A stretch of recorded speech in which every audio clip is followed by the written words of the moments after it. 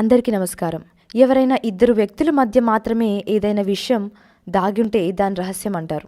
కానీ అదే విషయం ఇద్దరు కాకుండా ఇంకా అంతకు మించిన సంఖ్యలో ఇతరులకు తెలిస్తే దాని రహస్యం అంటారా? అనరుగాక అనరు. కొన్ని రహస్యాలనైతే కొంతమంది రెండో వ్యక్తికి కూడా తెలియకుండా జీవితాంతం తమలోనే దాచిపెట్టుకుంటారు. కానీ ఇంకొందరు అలా కాదు. ఏదైనా ఓ కొత్త రహస్యం తెలిస్తే చాలు దాని ఇతరులకు చెప్పడంలో ఎక్కడ లేని ఆసక్తిని ప్రదర్శిస్తారు. అయితే సాధారణంగా కేవలం ఆడవారికి మాత్రమే ఇలా రహస్యాలను బయటికి చెప్పే అలవాటు ఉంటుందట. మగవారికి ఉండదట. దీని గురించి మనం ఎప్పటి నుంచో వింటూ వస్తున్నాం. మరి ఇందులో వాస్తవం ఎంతుందో, అసలు ఈ విషయం ఇలా స్థిరంగా సమాజంలో పాతుకుపోవడం వెనుక అసలు కారణం ఏమిటో ఇప్పుడు చూద్దాం. మహాభారతం గురించి మీకు తెలుసుగా.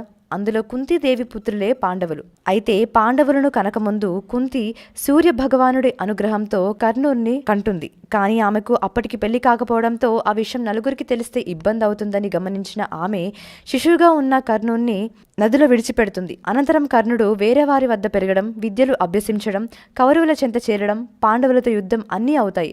ఆ యుద్ధంలో కర్ణుడు మరణిస్తాడు కూడా. అయితే కురుక్షేత్ర యుద్ధంలో గెలిచిన అనంతరం ధర్మరాజు ఆ యుద్ధంలో మృతి చెందిన తన కుటుంబ సభ్యులకు పిండ ప్రదానాలు చేసి కర్మలు నిర్వహిస్తాడు.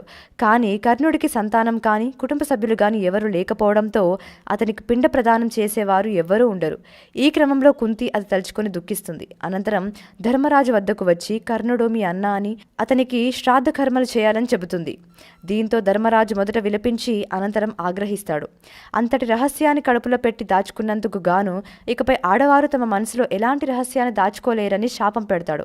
అందుకే అప్పటి నుంచి ఆడవారెవరైనా తమకు ఏదైనా రహస్యం తెలిస్తే వెంటనే చెప్పేయడం, దాన్ని ఇతరులకు చేరవేయడం వంటివి జరుగుతున్నాయి. అయితే పైన చెప్పింది పురాణాల ప్రకారమే అయినా దీనికి సంబంధించి ఓ బ్రిటిష్ పరిశోధన బృందం పలు పరిశోధనలు కూడా చేసింది. వారి పరిశోధనలో తెలిసిందేమిటంటే ఏ మహిళ అయినా తనకు ఏదైనా రహస్యం తెలిస్తే దాని 32 నిమిషాల కన్నా ఎక్కువసేపు తనలో ఉంచుకోదని, వెంటనే దాన్ని ఇతరులకు చెప్పేస్తుందని తెలిసింది.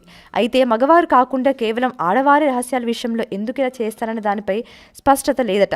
కొందరు మహిళలు రహస్యాలను తెలుసుకోవాలనే ఉత్సాహంతో వాటిని చెప్పేస్తుంటే, కొందరు ఇతరులకు తెలియని రహస్యాలు తమకే తెలిసాయని గొప్ప ఫీలింగ్ కలగడం కోసం రహస్యాలను వెంటనే చెప్పేస్తున్నారట.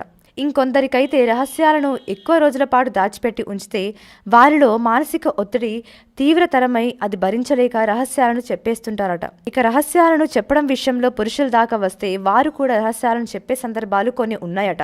అవి ఏమిటంటే రిలాక్స్గా ఉన్నప్పుడు, మద్యం సేవించినప్పుడు. ఆ 2 సందర్భాల్లోనూ వారు కూడా రహస్యాలను చెప్పేస్తారట.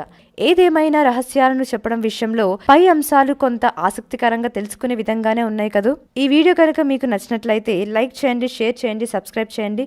మరిన్ని ఇంట్రెస్టింగ్ అప్డేట్స్ కోసం మా శ్రీ భక్తి ఛానల్ని ఫాలో అవ్వండి.